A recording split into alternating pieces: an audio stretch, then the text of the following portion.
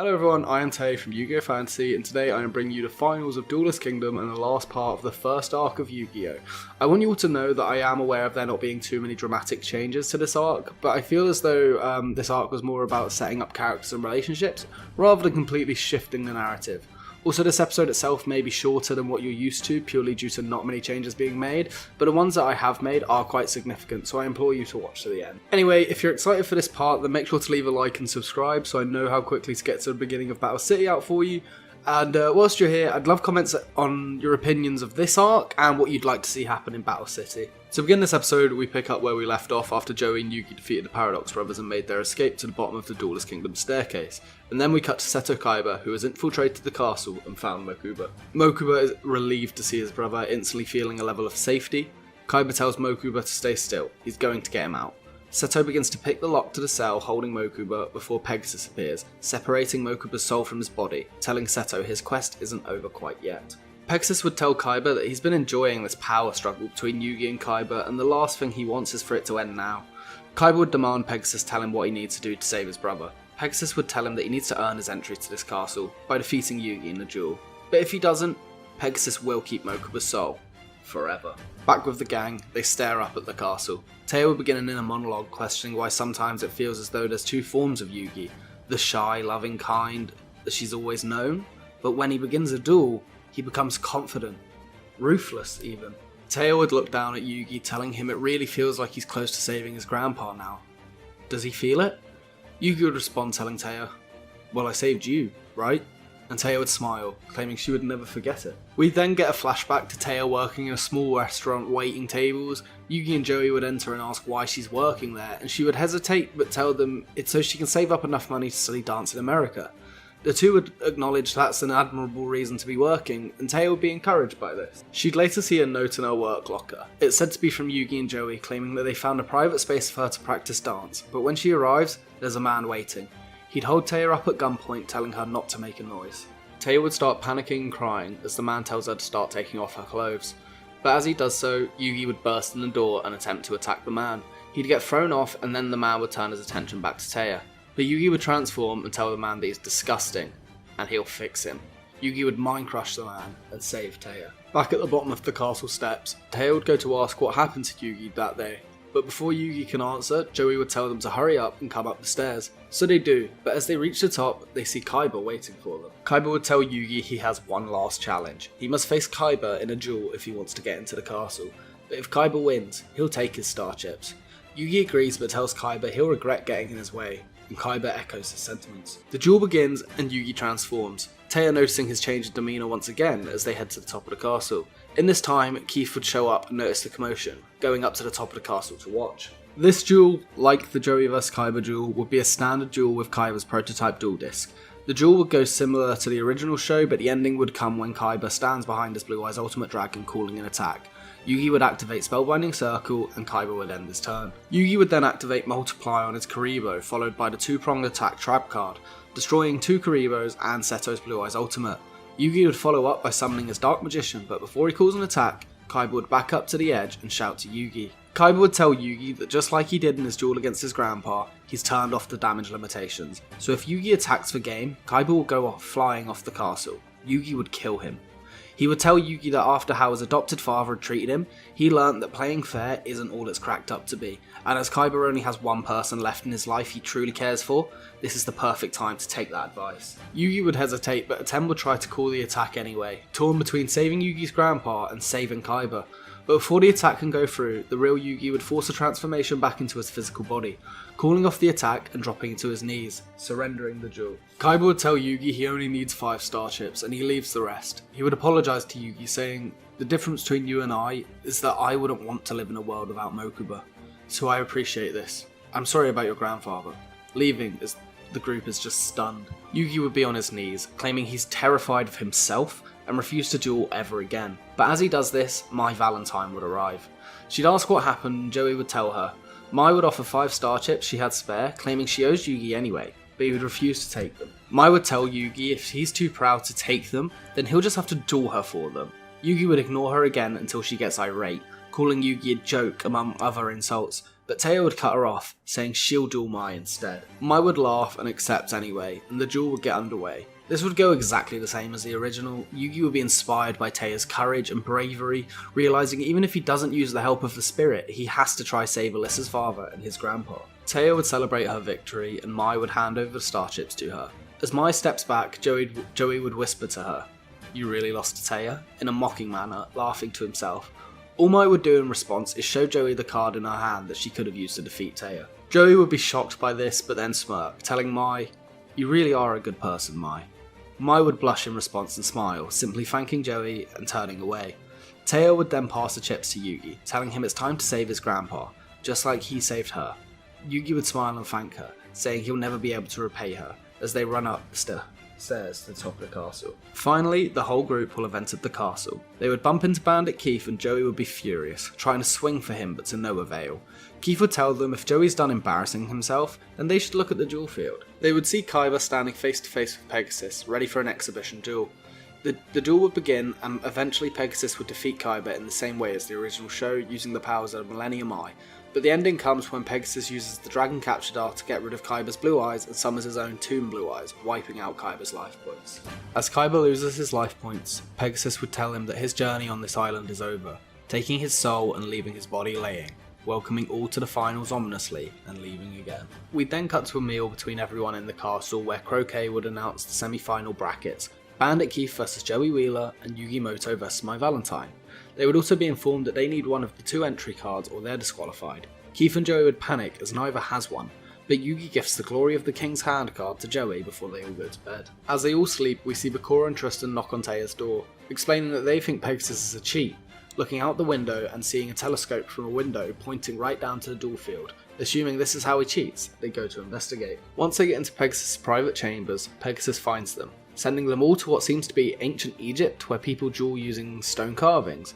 Eventually, the 3 of them are spotted and are about to be attacked, when Bakura's Millennium Ring flashes and dispels the illusion. Eventually, they all wake up in their own beds. Taya would again believe it was a dream, but after his previous suspicions, Tristan believes it was all real and there's something wrong with Bakura. During the night, we also see Bandit Keith sneak into Joey's room and steal Joey's Glory of the King's Hand card. The following morning, Yugi is called upon by his friends just as he's ready for his semi-final duel against Mai. Before the duel begins, the Pharaoh would ask Yugi inside of his head if he's ready. Yugi would respond, "I am, but you're taking a back seat from here on." The duel would begin, and Yugi would be on the back foot pretty consistently, with monsters getting destroyed and attacks being halted with trap cards like Mirror Wall. The Ten would continuously ask Yugi if he can help, but Yugi would refuse, saying that he doesn't want anything to do with this evil spirit. The Pharaoh, irritated by Yugi's words, would say, "Fine," leaving Yugi to fight his own battle. Yugi would eventually mount a comeback against Mai, using Heavy Storm to destroy her Mirror Wall, and eventually Mirror Force to destroy her Harpies, summoning Gaia the Fierce Knight to attack her directly and win the duel. Mai would take the defeat graciously, telling Yugi that she hopes that either him or Joey leave victorious and take down Pegasus, achieving their goals that they've been fighting so hard for. Yugi would celebrate, winning the duel on his own, with no help from the Pharaoh. I added this because I felt like it's a well-timed place in the series to give Yugi himself some development as a duelist and look less like a joke being carried by the spirit of the Millennium Puzzle through every single duel. The next duel is Keith vs Joey. Before it starts, both men are told to reveal their cards that qualify them to duel in the semi-finals. Keith shows the Glory of the King's Hand card that he stole from Joey, and Joey frantically looks for his, unable to find it. Joey runs away to find it, on a 5-minute time limit. He turns his room upside down in an attempt to find it but fails, sliding to the floor outside, breaking down in tears, but suddenly, Mai shows up. She offers Joey a handkerchief and he takes it, but inside is Mai's Glory of the King's Hand card. Joey is stunned by this but thanks Mai. She tells him that this tournament may have been a bust in terms of winning money, but she gained something more important, a friend for life in Joey. She'll cherish the time they spent together on the island for a long time, and thanks him for showing her what truly matters. She wishes him luck and says that she wants Yugi to save his grandpa, but it's truly Joey she wants to win, planting a kiss on his cheek before telling him to stop crying like a baby and go kick Bandit Keith's butt. Joey is stunned but doesn't have time to stick around, getting up and rushing off, shouting "Thank you Mai, I'll never forget this," as he arrives back at the duel field. Keith laughs, saying, "Couldn't find it, huh?" Joey would smirk and say, "I've got it right here," revealing the card. Keith is stunned, but the duel begins. Keith would continuously cheat throughout the duel, slipping the 7 equip card from under his bracelet into his hand. Pegasus notices but says nothing, intrigued as to how Joey will combat this. Joey would eventually overcome the odds after looking hopeless, using Grave Robber to steal Keith's Metal Morph card after activating Monster Reborn on his Red Eyes Black Dragon to summon the Red Eyes Black Metal Dragon. Joey would attack Keith and win the duel, celebrating in shock of his own accomplishment, but in a rage, Bandit Keith would do some parkour inspired by his favourite TV show The Office, leaping up to Pegasus' balcony and holding a gun to his head, after Pegasus mocks him for cheating and still losing. Keith would demand the prize money or he's going to blow Pegasus' brains out. Pegasus would laugh and say, "You dare threaten me on my own island? Not a smart idea, Keith." Pegasus would then hit a button on his chair and dropping the floor below Keith. Keith would plummet into the rocky ocean, all the way to his death. Everyone else in the arena is stunned, Taya nearly vomiting at what she's just seen. Pegasus would simply state, "So, on to the finals." We'd then get to Yugi and Joey staring each other down either side of the duel field. Joey would tell Yugi, "Yug, you're my best friend. You were before this duel and you will be afterwards. But I need you to know I won't be going easy on you." Yugi would reply, "Joey, I wouldn't insult you by giving you any less than my best." We'd then get the hardest musical number, which I forgot existed until I rewatched the show for the rewrite, and it was awesome, so I needed to mention that it still exists. The duel would begin and it would be Joey with the upper hand, always with an answer to whatever Yugi threw at him. Yugi would start questioning what he can do until the Pharaoh appears again. The Pharaoh would tell Yugi, "Yugi, I was wrong for what I did, but this is quickly becoming your hardest duel yet. Let me help you. I would never hurt Joey, and if you didn't allow me to help you, your grandpa could be gone forever." Yugi would sigh and give in. "You're right, but if you pull anything like you did against Kaiba again, I will smash this puzzle back into the pieces I found it in." Atem acknowledges him and takes over, looking at Joey and saying, "Don't get too excited. We're only just getting started," as Atem would summon the Summoned Skull. Joey would counter by summoning the Flame Swordsman and activating the Shield and Sword card, attacking the Summoned Skull and destroying it.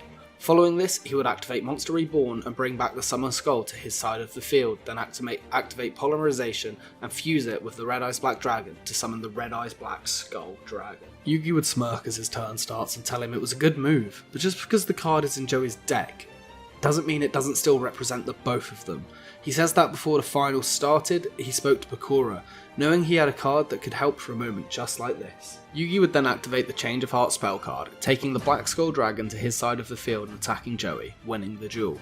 Joey would drop his head in silence before starting to laugh. He'd look up at Yugi with tears in his eyes. "Yugi, that was the best duel I've ever been in. Of course I'm heartbroken I couldn't help my sister, but you're the only reason I got this far in the first place. You better beat Pegasus and make this all worth it. I'll be cheering you on." Pegasus would walk away as Croquet announces, "Ladies and gentlemen, the winner of the first ever Duelist Kingdom tournament and the new King of Games, Yugi Moto." The gang would cheer for Yugi as he looks slightly disheartened staring at Joey, but then looking up at Croquet. "Croquet, as the winner, I want the prize money to go to Joey." The group would all gasp as Joey would say, "I can't take this," but Yugi would tell him, "It's like you said, best friends before, best friends now.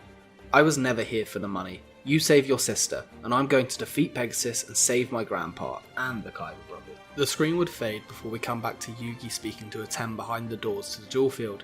"I couldn't have beat Joey if it wasn't for your help," Yugi would say, but Atem would respond, "That may be true, but now we'll defeat Pegasus together."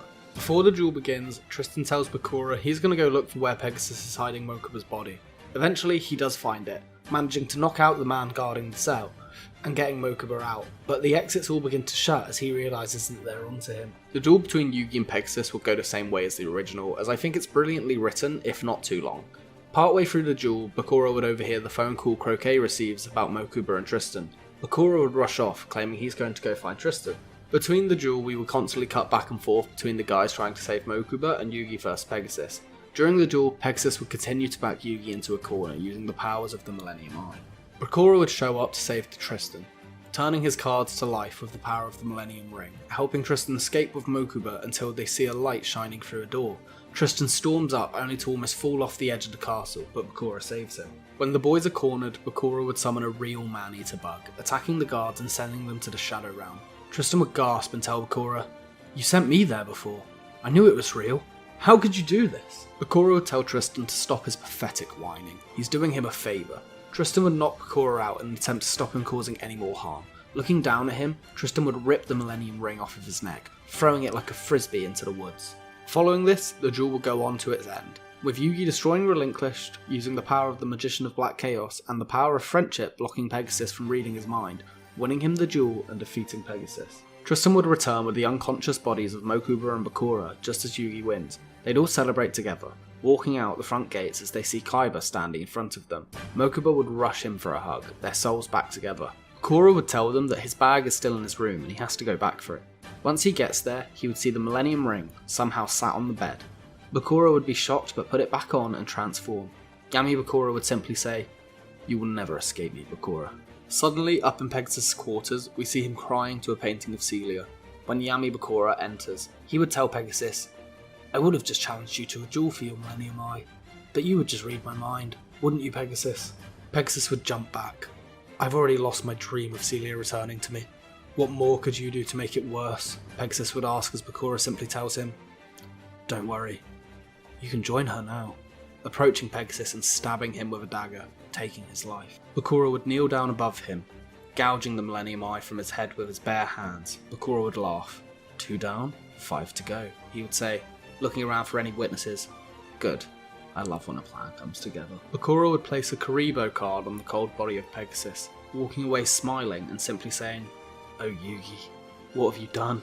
as the screen fades to black and Duelist Kingdom comes to an end. And with that, that's the end of the Duelist Kingdom arc. Thank you all so much for watching, and please leave a like and subscribe if you enjoyed.